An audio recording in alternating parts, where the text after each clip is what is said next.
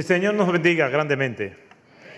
Estamos bienvenidos a esta conferencia de jóvenes, donde todos somos jóvenes. Damos gracias al Señor por eso. Me di cuenta que me estaba poniendo viejo porque algunos, aún sabiendo que yo soy uno de los predicadores en esta conferencia, cuando llegué me decían: "Oh, pastor, ¿y qué usted hace aquí?" Creo que es una falta de respeto. Me di cuenta también que me estaba poniendo viejo cuando iba a comprar ropa a la tienda para mí y me preguntaban que si la quería en papel de regalo, porque a lo mejor pensaban que era para otra persona más joven. Me di cuenta que me estaba poniendo viejo cuando me celebran los cumpleaños y veo que las velas cuestan más que el bizcocho. Entonces, realmente, en una conferencia como esta, estamos todos aquí y todos somos jóvenes. Como decía el predicador que estaba antes que yo, Chacho, bueno, todos somos jóvenes por dentro, pero por fuera es otra cosa. La palabra de Dios dice que cada vida tiene su ciclo. Cuando yo era niño pensaba como niño, hablaba como niño, más cuando fui viejo, ya, entonces el lenguaje es otra cosa. A veces yo hago alusión y no se acuerdan tal película, yo veo que todo el mundo se queda en silencio, entonces también es una confirmación de que ya uno se está poniendo viejo. Además, el espejo es el ser más sincero que hay en el mundo. ¿Por qué? Porque le dice la verdad a uno sin piedad. Gracias por la invitación y creo que es muy oportuna que estemos en esta conferencia para predicar la palabra de Dios. Hablaba con Jairo, dándole gracias a Dios por la gran cantidad, por la excelente convocatoria, por este auditorio repleto que hay acá. Y todos los que vinieron bajo su propio riesgo. Y el riesgo es que van a ser emboscados por la palabra de Dios. Están aquí para escuchar palabra de Dios. Aquí no hay entretenimiento. Aquí no hay nada mágico, pero sí mucha unción y mucho poder del cielo, porque eso es lo que nos encontramos nosotros en la palabra de Dios. Me toca traer el tema gracia liberadora.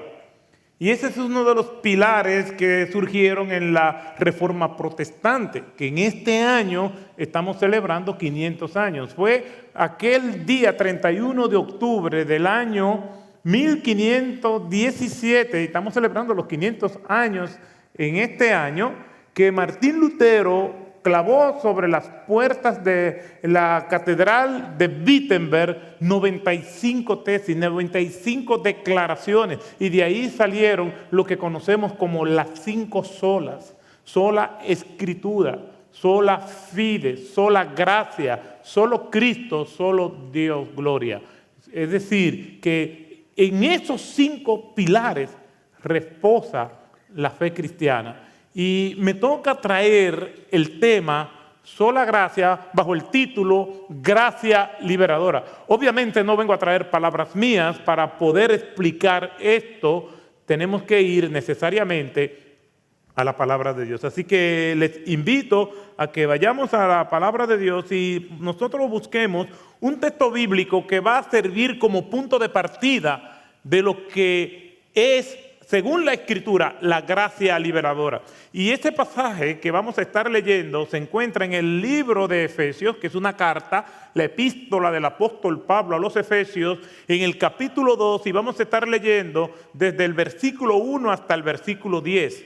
Efesios capítulo 2, versículo del 1 al 10, pidiéndole al Señor que nos dirija, que es la única garantía que todos tenemos, que a pesar de mis limitaciones, Él pueda comunicar su verdad. Y dice así la Escritura: y Él os dio vida a vosotros, que estabais muertos en vuestros delitos y pecados, en los cuales anduvisteis en otros tiempos, según la corriente de este mundo, conforme al príncipe de la potestad del aire, el espíritu que ahora opera en los hijos de desobediencia, entre los cuales también todos en otros tiempos vivíamos en las pasiones de nuestra carne, satisfaciendo los deseos de la carne y de la mente, y éramos por naturaleza hijos de ira, lo mismo que los demás. Pero Dios, que es rico en misericordia, por causa del gran amor con que nos amó, aun cuando estábamos muertos en nuestros delitos, nos dio vida juntamente con Cristo. Por gracia habéis sido salvados. Y con Él nos resucitó y con Él nos sentó en los lugares celestiales en Cristo Jesús, a fin de poder mostrar en los siglos venideros las sobreabundantes riquezas de su gracia por su bondad para con nosotros en Cristo Jesús. Porque por gracia habéis sido salvados por medio de la fe. Y esto no es de vosotros, sino que es don de Dios, no por obras, para que nadie se gloríe. Porque somos hechura suya, creados en Cristo Jesús para hacer buenas obras, las cuales Dios preparó de antemano para que anduviéramos en ella. El Señor añada bendición a su palabra. Esta carta parece como si hubiese sido escrita ayer. Bueno, la misma palabra de Dios dice acerca de ella misma: el cielo y la tierra pasarán, mas mis palabras no pasarán. La palabra de Dios siempre va a ser pertinente y siempre va a ser relevante. Ella dice acerca de ella misma en 2 Timoteo, capítulo 2, versículo 16, toda escritura es inspirada por Dios. Es decir, que es confiable, que es pertinente, que es relevante y es útil para enseñar, para redarguir, para corregir y para instruir en justicia. Pero eso es para cualquier época. Eso fue para cuando se escribió hace 2000 años y lo es por ahora y lo será por la eternidad. Esta carta parece que fue escrita ayer, sobre todo porque el apóstol Pablo escribe a esos hermanos que están en la ciudad de Éfeso, una ciudad que pertenece geográficamente a lo que sería hoy en día parte de Turquía y que en aquel entonces pertenecía a una región que se llamaba Asia Menor. Es en aquella ciudad de Éfeso, perteneciente a ese vasto imperio romano en un mundo que se le llamaba el mundo greco-romano, era una ciudad muy importante para el imperio. Era muy activa comercialmente, junto con Grecia era una de las ciudades más importantes para el imperio. Allí en aquella ciudad había un gran mundo del espectáculo, había un estadio que tenía capacidad para 25,000 personas, donde las personas de aquella época se deleitaban en aquellas obras y en aquellos espectáculos del circo romano, donde los cristianos pues no participaban de este tipo de entretenimiento porque denigraba la dignidad humana. Pero lo que realmente era motivo de orgullo para todos los efesios era el templo de Diana y la diosa Diana. El templo de Diana era una de las grandes maravillas de la humanidad pasada, una de las 7 maravillas del mundo de aquella época. Y allí estaba pues la diosa Diana de la mitología griega, hija de Zeus y hermana gemela de Apolos. Y era representada en su torso con muchos senos. Y era una diosa muy sensual y también vengativa. Y todo el mundo iba al templo de Diana porque era el centro de adoración en ese ambiente de sensualidad, de promiscuidad, de sobreestimación del sexo, con sacerdotisas y sacerdotes allí desplegados. Esa era la gran manera que ellos tenían de expresar su espiritualidad y era su gran orgullo. Allí había un joven pastor muy conocido por todos nosotros llamado Timoteo. Y es a esa iglesia enclavada en aquel mundo próspero, corrompido, sensual, que el apóstol Pablo le escribe, porque en medio de aquel cieno, en medio de aquella voracidad y corrupción espiritual, había una iglesia cristiana, como luz en medio de las tinieblas, como esperanza en medio de la desesperanza, como alumbrando el camino que lleva al cielo por medio de la proclamación del Evangelio de nuestro Señor Jesucristo. Por eso digo que aquella iglesia y aquellos creyentes vivían en un mundo más o menos semejante al nuestro, donde sentían los embates de la cultura, donde la cultura presionaba, perseguía y miraba con suspicacia y con desdén a aquellos cristianos que se resistían. En aquella iglesia había hombres, mujeres, había jóvenes al igual que ustedes y que yo. En aquella iglesia habían personas que se estaban resistiendo y estaban luchando con las mismas cosas que nosotros hoy en día también estamos luchando. O sea que esta carta no es ajena a nuestra necesidad. Para nosotros poder tener una comprensión de lo que es el contexto de estos versículos del 1 al 10 del capítulo 2, tenemos que irnos a un bosquejo natural que el texto nos presenta principalmente en los dos primeros capítulos. Capítulo 1, versículo del 3 al 14, vemos la bendición plena de ellos por tener ese conocimiento y una conciencia clara de su propósito como iglesia. Ellos habían sido creados y salvados para la gloria de Dios. Pablo lo menciona en el capítulo 1, en el versículo 6, en el versículo 12, en el versículo 14, que habían sido creados para la alabanza de la gloria de Dios. Y eso los vemos en los versículos del 3 al 14. En los versículos del 15 al 23, Pablo expresa cómo él ora por ellos para que Dios le dé fortaleza. En la misma oración, Pablo también muestra su complacencia por aquellos hermanos que estaban resistiendo la furia de la cultura. Y en los capítulos, y en el capítulo 2, los versículos del 1 al 10, Pablo nos presenta un gran contraste. Un gran contraste entre aquellos que no tienen al Señor en sus vidas, que en estos versículos del 1 al 3 son descritos como muertos espiritualmente, como esclavos y bajo la ira. Y en los versículos del 4 al 10, como vivos, libres y en paz con Dios. Así que vamos a ver qué es lo que es la gracia liberadora de Jesucristo. Pero para poder comprender bien lo que es la gracia liberadora de nuestro Señor Jesucristo, tenemos que comprender cómo nosotros estábamos antes.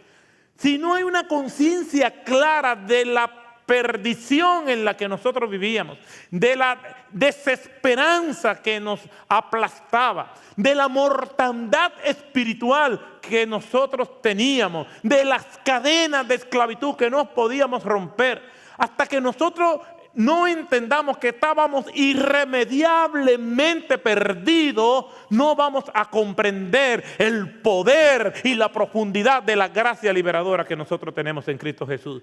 Es por eso que yo quisiera comenzar hablando de esa condición que nosotros teníamos. Los versículos del 1 al 3 nos dicen lo siguiente: y Él os dio vida a vosotros, a ustedes, dice Pablo, hablándole a los efesios, a ustedes moradores creyentes de Éfeso, ustedes estaban muertos y el Señor les dio vida. Estaban muertos en vuestros delitos y pecados, en los cuales anduvisteis en otro tiempo según la corriente de este mundo, conforme al príncipe de la desobediencia, con el príncipe de la potestad del aire, el espíritu que ahora opera en los hijos de desobediencia, entre los cuales también todos nosotros en otros tiempos vivíamos en las pasiones de nuestra carne, satisfaciendo los deseos de la carne y de la mente, y éramos por naturaleza hijos de la ira, lo mismo que los demás. Estos versículos del 1 al 3 describen la condición del ser humano. La condición del ser humano que no tiene a Cristo en su vida, que no ha sido alcanzado por la gracia liberadora del Señor. Y esa condición del ser humano es una condición triple. Según estos textos, la persona que todavía no ha sido alcanzada por la gracia liberadora es una persona que está muerta espiritualmente. No hay forma que se dé cuenta de las cosas espirituales. Es una persona que no es sensible a las cosas de Dios. Es una persona que no entiende absolutamente nada de lo que tiene que ver con la gracia de Dios, con los propósitos de Dios. El apóstol Pablo, hablándole a los corintios, dice del hombre y de la mujer que no conoce al Señor, se le llama hombre natural. Y dice, pero el hombre natural no percibe las cosas que son del Espíritu de Dios. No percibe significa que no se da cuenta, que no es sensible, que no entiende, que no comprende las cosas que son del Espíritu de Dios, porque para él son locuras. Una persona que no tiene a Cristo en su vida, una persona que está muerta espiritualmente, el estar aquí en esta noche es una locura. Y si no está entendiendo nada, a menos que el Señor tenga propósito con su vida, que es lo que esperamos todos y es lo que es nuestra oración, que así sea. Que el Señor tenga misericordia, porque yo no sé cuáles son los motivos que tenemos todos. Yo sé los que yo tengo, pero no todos. En mi joven vida, yo sé que no todos tenemos mi experiencia. Cuando tenemos una convocatoria como esta, yo sé que no todo el mundo tiene los mismos motivos. Es posible que se le diga un hermano de la iglesia, le haya dicho a otro joven amigo que no ha sido alcanzado por la gracia liberadora, ven, vamos a la conferencia de que tenemos en la iglesia. Dime, ¿y hay comida? Posible que no tengamos Dios. Y dime, ¿van muchachas? Porque siempre hay esos satélites que andan por las iglesias viendo qué consiguen, ¿no? Y las muchachas también, muchas muchachas también. ¿Y quiénes van? Lo cierto es que el que es muerto espiritualmente no despierta hasta que el Señor no lo despierta espiritualmente. Es como un celular que no tiene activación. Tú puedes calcular, tú puedes jugar, pero no te puedes comunicar con otra persona a menos que tenga una activación. Una persona que está muerta espiritualmente incluso puede cantar, incluso puede darse cuenta de muchas cosas, pero no se va a dar cuenta de su mortandad hasta que el Señor en su gracia no lo alcance y le dé vida y vida en abundancia. Eso solamente lo puede hacer Jesucristo. Eso no lo puede hacer más nadie. Uno lo puede hacer una persona con su propio esfuerzo, con sus propias capacidades. El apóstol Pablo también describe que esta persona es un esclavo. Óigame, el que no tiene al Señor en su vida está feo. Feo para la foto. El que no tiene a Cristo está en un ataúd, así, durito. El que no tiene a Cristo no solamente está en un ataúd porque está muerto espiritual, sino que el ataúd tiene cadena. Es un esclavo. No hay forma de que salga de esa condición. Y aquí, en este pasaje, se nos describe la esclavitud de estas personas. Nos dice, desde el versículo 2 en adelante, en los cuales anduvisteis en otros tiempos según la corriente de este mundo, conforme al príncipe de la desobediencia, entre los cuales también todos nosotros vivíamos en las pasiones. Está hablando de una persona que practica todas estas cosas, controlado por sus pasiones, satisfaciendo los deseos de la carne, dándole apertura a todo lo que le trae gratificación a sus sentidos.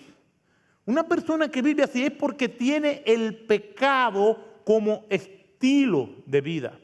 Y cuando nosotros comenzamos a vivir así, desde que nacemos, eso es lo que nos enseña la Escritura. Cuando yo era, iba a decir que cuando yo era más joven, cuando yo estaba en la universidad, siempre escuchaba a ciertos profesores de sociología, antropología, filosofía decir, el hombre nace bueno y la sociedad lo corrompe. Eso es antibíblico totalmente. Lo que dice la Biblia es que nosotros nacemos culpables y malos de nacimiento. Dice el Salmo 51:5, he aquí yo nací en iniquidad y en pecado me concibió mi madre. Es de nacimiento. Nosotros venimos con esa condición de mortandad espiritual. Nacemos esclavos y nacemos muertos y nacemos bajo la ira de Dios. Y dice la Escritura que no hay forma de que nosotros salgamos de esa condición. Entonces nacemos muertos y nacemos esclavos. ¿Por qué? Porque Pablo en estos versículos del 2 al 3 está describiendo que estas personas que viven en esa condición se deleitan en eso. Ese es su estilo de vida, son controlados por sus pasiones. Miren lo que dice Juan 8:34, el Señor Jesús hablando. Jesús les respondió, en verdad os digo que todo el que comete pecado es esclavo del pecado. Pablo le dice a los romanos en Romanos 6:16, ¿no sabéis que cuando os presentáis a alguno como esclavo para obedecerle, sois esclavos de aquel a quien obedecéis, ya sea del pecado para muerte o de la obediencia para justicia? Y dice en 2 de Pedro capítulo 2 versículo 19, les prometen libertad, mientras que ellos mismos son esclavos de la corrupción, pues uno es esclavo de aquello que le ha vencido. Esa es la condición del hombre natural. Esa es la condición nuestra de nacimiento. Somos muertos espirituales y somos esclavos del pecado. Y de esa condición nadie sale por buenas obras. Nadie sale por sus propios méritos, por su esfuerzo humano, por acto de bondad, por ser un buen ciudadano, por ser un buen padre, una buena madre, un buen hijo. Nadie puede salir de esa condición porque el único que nos hace libre es Cristo. El único que nos hace venir a la vida es Cristo. Yo soy el camino, la verdad y la vida, dice nuestro Señor Jesucristo. Dice la Escritura, si el Hijo os libertare, seréis verdaderamente ¿qué? Libres. Nadie puede salir de esas cadenas que le atan. Y eso, por supuesto, nos lleva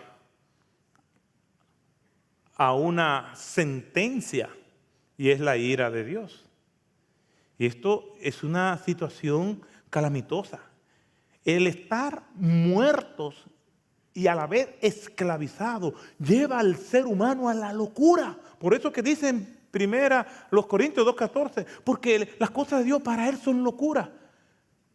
Lo lleva a la irracionalidad, lo lleva a tratar de buscar la vida por cualquier medio, y todos esos medios son equivocados. Por eso es que nosotros vemos tanta gente cometiendo locuras. Por eso es que vemos tantos jóvenes atrapados en la ballena azul. Y si yo le digo, si aquí hay algún joven atrapado en ese mundo, déjame decirte que hay uno que fue tragado por un pez y desde el fondo del pez clamó al Señor y el Señor lo liberó. No importa el tamaño que sea la ballena o el tamaño que sea el pez. Si el Hijo os libertare, seréis verdaderamente libres. Hay quienes son adictos a 13 Reasons Why y están ahí mirando. Yo te digo que hay algo mejor. No 13 razones, hay 66 razones y son los 66 libros de la Biblia que nosotros encontramos vida y vida en abundancia. Lo encontramos ahí. El pecado promete mucho y no cumple nada. Solamente trae dolor, ruina, depresión, resentimiento, amargura. Todo eso es lo que trae el pecado. Cuando nosotros vamos a este pasaje, a estos versículos del 1 al 3, presenta una condición sin esperanza para el ser humano. Aquí no hay ningún tipo de posibilidad de que el ser humano pueda resucitar al mundo espiritual y venir al Señor por sí solo. No hay posibilidad de que Él pueda romper esas cadenas. No hay esperanza alguna. Si aquí hay una persona que ha venido sin Jesucristo, esa es la condición de tu vida, aunque te rías. aunque tenga mucha gente que te rodea, aunque te haga el loco, la loca, las cosas espirituales, esta es tu condición. Y no hay esperanza para ti hasta que no te veas así. Pero qué bueno que el texto no termina la descripción del ser humano así. Qué bueno que la prédica no termina así. Este texto está unido por un pero que comienza e introduce el versículo 4. Recuerden que les hablé del versículo 1 al versículo 3, muertos, esclavos y bajo ira. Y desde el versículo 4 hasta el versículo 10 habla de que somos vivos, libres y en paz con Dios. Y esa segunda sesión en el versículo 4 comienza con un pero. Miren cómo lo dice aquí en este versículo 4. Precioso versículo 4. Preciosa esperanza. Dice, pero Dios. ¿Cuánto dicen amén a eso? Pero Dios. Este pero es lo que se llama una conjunción adversativa. Yo sé que eso para muchos de ustedes, pero se oye bonito, no se preocupen. Es una conjunción adversativa. Y una conjunción adversativa es un puente entre un concepto y otro, normalmente opuesto entre sí. Desde el versículo 1 hasta el versículo 3 habla de la persona muerta, esclava y bajo ira. Desde el versículo 4 habla de la persona viva, libre y en paz con el Señor. Están unidos con ese pero. Por eso es que cuando estamos hablando y estamos conversando y decimos, sí, ¿cómo me queda esta ropa? Te queda muy bien, pero prepárate. Y dime, ¿canto bonito? Sí, tú cantas bien, pero... Y la comida quedó buena, riquísima, pero... De hecho, cuando una persona nos dice, mira, yo te voy a decir esto y no quiero que te ofenda, prepárate que te van a ofender. Cuando alguien nos dice, mira, esto no es personal, prepárate, que esto es personal.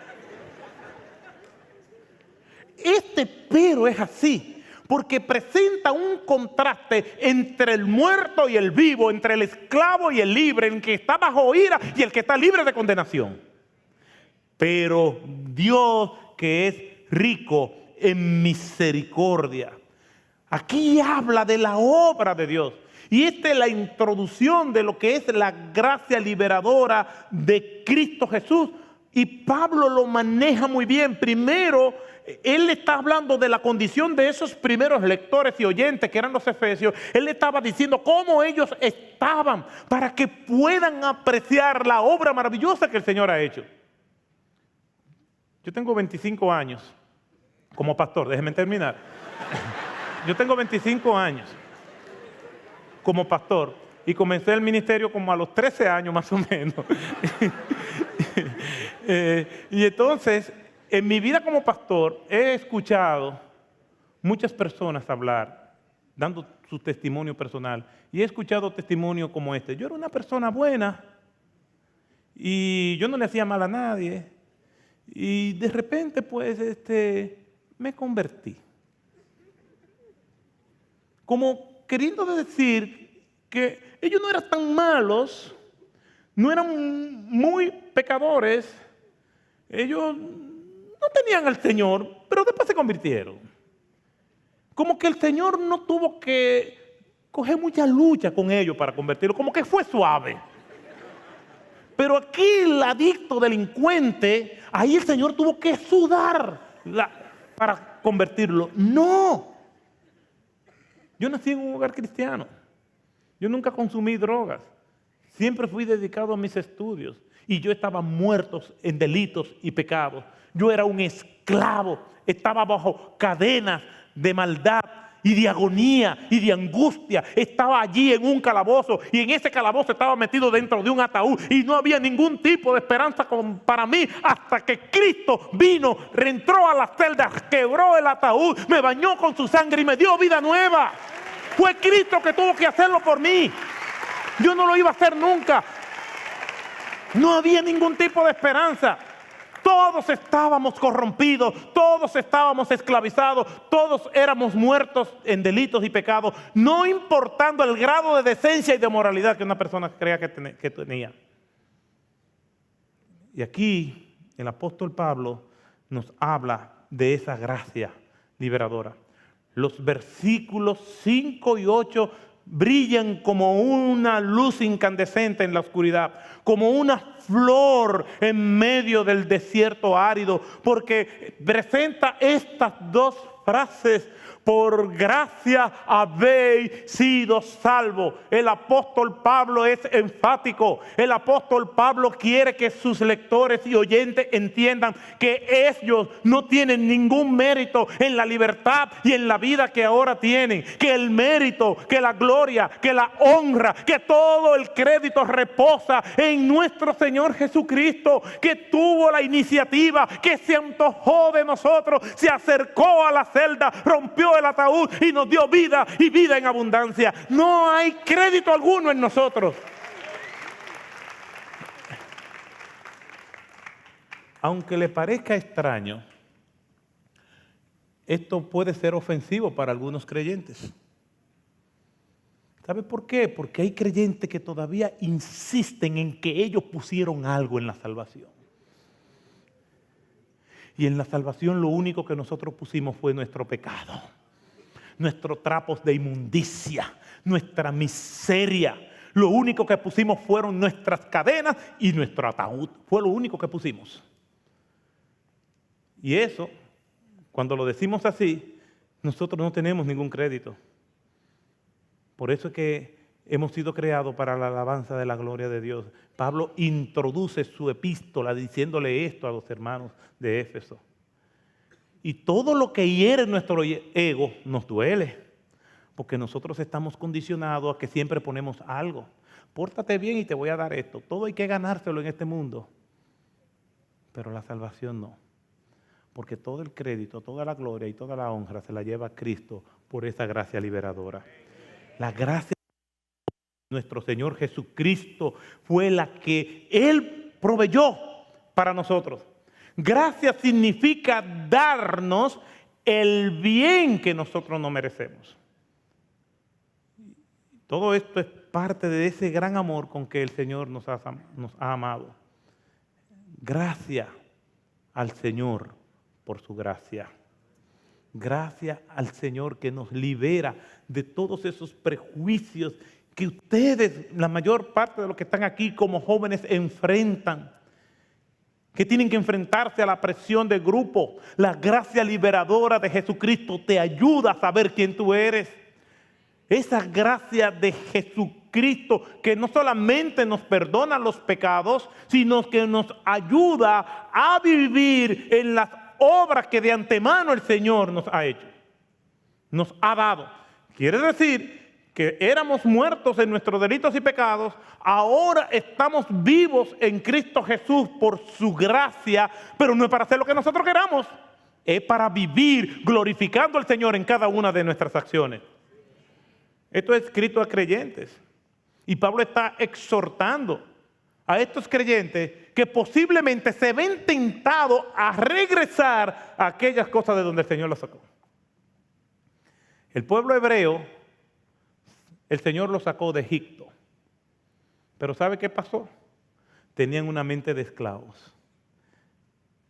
Nosotros hemos sido liberados y nos beneficiamos de la salvación por esa gracia liberadora. Pero también tenemos que tener la mente de Cristo, no la mente de esclavos. Hay una obra de Alexandre Dumas que se llama El Conde de Montecristo. Y hay un personaje que se llama Edmundo Dantes. Y Edmundo Dantes tiene un amigo que se llama el Conde Mondego. Y son muy amigos, pero el Conde Mondego se enamoró de la novia de Edmundo y le hizo una trampa. El caso es que a Edmundo lo acusaron de traición y lo mandaron prisionero a un castillo. Allí conoció a otro prisionero que le dijo dónde estaba escondido un tesoro. Ese otro prisionero, que era muy viejo, murió.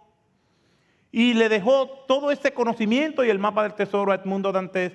Cuando lo fueron a echar al mar, el cadáver de ese prisionero, ahí se metió Edmundo Dantes y lo tiraron al mar. Y entonces él nadó y llegó hasta la isla que se llamaba Montecristo. Allí encontró todos los tesoros y regresó otra vez a París como, ya no como Edmundo Dantes, sino como el conde de Montecristo. Y compró un castillo.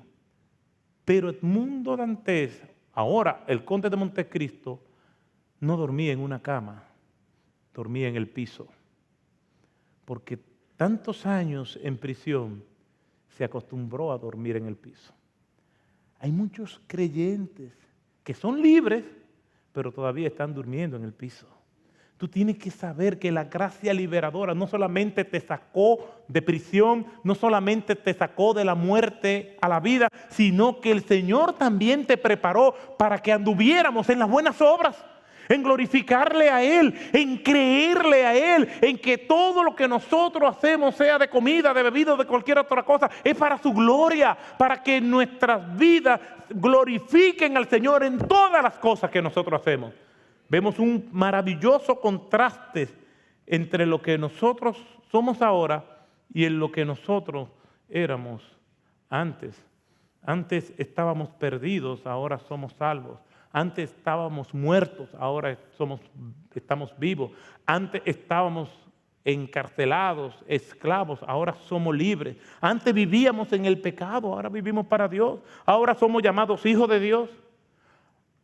Juan capítulo 1, versículo 12. Somos llamados amigos de Cristo, Juan 15, 15. Somos justificados, Romanos 5, 1. Somos santos, Efesios 1, 1. Completos en Cristo, Colosenses 2, 10. Somos sal y luz y sal de la tierra, Mateo 5, 13 y 14. Llevamos frutos, somos testigos de Cristo, embajadores de Cristo, libres de condenación. Nada nos podrá separar del amor de Dios. Somos ciudadanos del cielo y estamos escondidos en Cristo. Entonces, eso es lo que produce la gracia liberadora.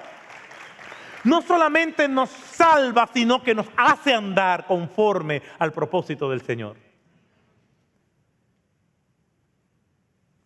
Esto es escrito a cristianos. Pastor Chacho ahorita hacía un llamado a que si aquí había personas que no conocían al Señor, en su exacto, preciso y claro sermón, Él explicó cómo. Pero yo quiero hacer un llamado a los que son creyentes, porque es posible que hayas sido rescatado y liberado y a veces le crea más a las mentiras del enemigo de las almas que a lo que dice la Biblia de ti y de mí. Si alguno está en Cristo, nueva criatura es. Las cosas viejas pasaron, he aquí, todas son hechas nuevas. Si dice que eres del Señor, entonces tienes que vivir como el Señor vivió. Si dices que realmente fuiste liberado, entonces no tenga mente de esclavo y ten la mente de Cristo. Aquí vemos este contraste. Muertos, esclavos y bajo ira. Pero Dios, que es rico en misericordia, nos salvó por medio de su gracia. Por gracia habéis sido salvos. Pero si somos salvos, tenemos que andar mostrando que verdaderamente somos nueva criatura. Para ser fiel a Dios y para ser de testimonio y bendición para los demás. Termino con una historia, una anécdota. En un reinado, siempre las historias de princesas comienzan así. En un reinado, un rey todos los años adoptaba al que en ese momento fuera la persona más pobre que existiera en su reino. Y sus súbditos salían por las montañas, por los ríos, por todas partes, por todas las aldeas, buscando la persona más pobre para llevarla al palacio para que fuera adoptada por el rey. Y todos los años, el rey, con una tremenda bondad, adoptaba a esa persona muy pobre y lo hacía príncipe, hijo de él.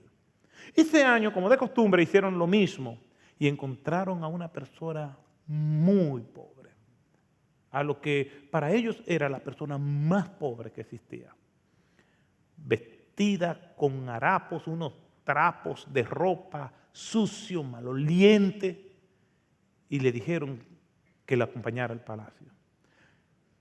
Él dice, miren cómo estoy vestido. No, ven así. Cuando llega al palacio, le hacen la audiencia con su majestad y su majestad le dice su plan. Tú has sido escogido como la persona más pobre, pero a la vez has sido escogida como candidato a yo adoptarte y ser un príncipe y ser mi hijo. Él no lo podía creer. El rey le dijo, ya sabes, tú conoces la tradición, haremos una gran fiesta para celebrar tu nuevo linaje. Lo llevaron a sus habitaciones, aquel hombre no lo podía entender, y allí le enseñaron todo el closet de todas las ropas que tenía, de una extrema pobreza a tenerlo todo. Y él no lo podía creer. Era hijo del rey, había sido adoptado, era un príncipe. Se bañó, se puso las ropas nuevas, pero aquellas ropas viejas que tenía, la envolvió y se aferró a ella.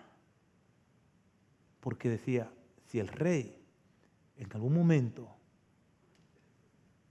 me desheredara, por lo menos yo tengo mi ropa que me ha acompañado toda la vida. Y esa noche en la recepción casi no pudo comer porque estaba aferrado a esa ropa, a esos trapos sucios y malolientes.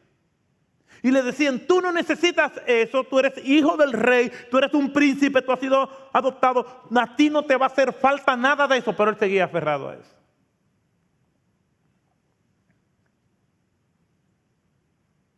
Durmió con sus trapos, se levantó con sus trapos, se vestía con su ropa de príncipe, pero siempre con sus trapos por si acaso.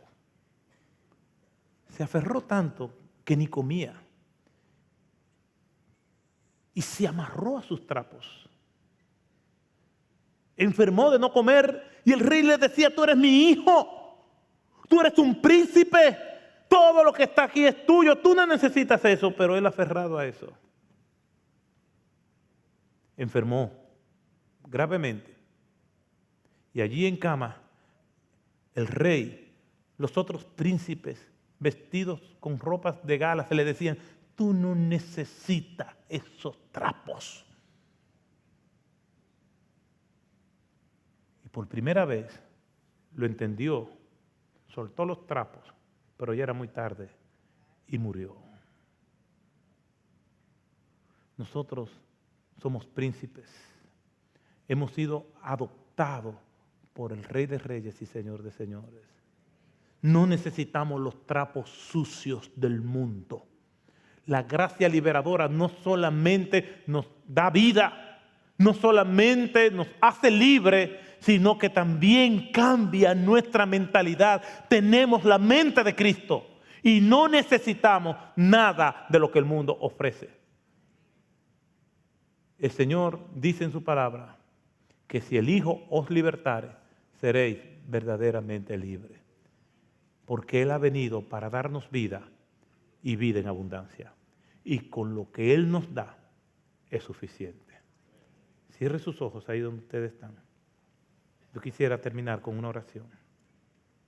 Para que vivas en esa libertad que el Señor ofrece. Padre Santo, te alabamos y te bendecimos. Gracias por tu palabra. Tú nos hablas por medio de ella. Y esperamos que a pesar de las limitaciones de quien habla, ella haya llegado a las profundidades del alma de cada uno de los que estamos aquí para vivir celebrando la gracia liberadora que tenemos en ti. Que al salir de este lugar salgamos con el firme compromiso, ni siquiera por asomo, estar cerca de trapos sucios, porque tenemos vestimentas de gala y una nueva posición comprada con sangre. Te alabamos y te bendecimos, Señor, en el nombre de Jesús. Amén.